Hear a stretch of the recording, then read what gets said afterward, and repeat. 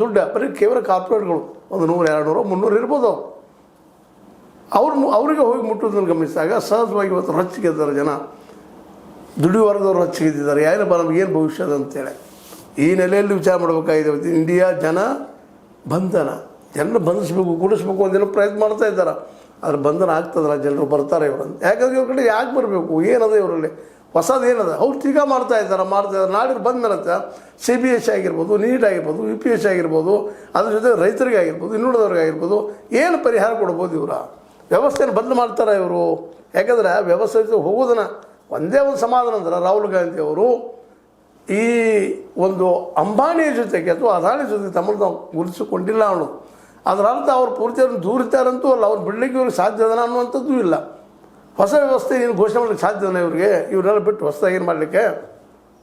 ಪ್ರತಿಯೊಬ್ಬ ರೈತರಿಗೂ ಪ್ರತಿ ರೈತರಿಗೂ ಮಾರ್ಕೆಟ್ ಕೊಡ್ಲಿಕ್ಕೆ ಸಾಧ್ಯದನ, ನೀರು ಕೊಡ್ಲಿಕ್ಕೆ ಸಾಧ್ಯದನ, ಈ ದಿಶೆಯಲ್ಲಿ ಶಿಕ್ಷಣ ಫ್ರೀ ಮಾಡ್ಲಿಕ್ಕೆ ಸಾಧ್ಯದನ?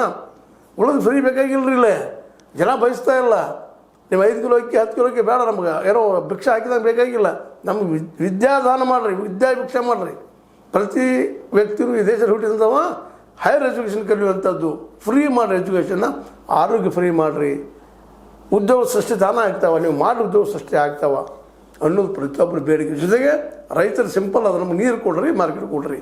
ಇವು ಮಾಡಲಿಕ್ಕೆ ಸಾಧ್ಯನಾ ಈ ಇಂಡಿಯಾ ಘಟಬಂಧನಕ್ಕೆ ಅಥವಾ ಇಂಡಿಯಾ ಜನಬಂಧನಕ್ಕೆ? ಇದು ಸಾಧ್ಯ ಆದರೆ ಹೊಸ ವ್ಯವಸ್ಥೆ ಬರ್ಬೋದೇನೋ. ಇಲ್ಲಾಂದರೆ ಇವರು 10 ಜೋಡಿ 11 ಹರ ಅನ್ನುವಂಥ ಪರಿಸ್ಥಿತಿ ಇವತ್ತದ. ಇದಕ್ಕೆ ನಿಮಗೇನು ಅನ್ನಿಸ್ತದ?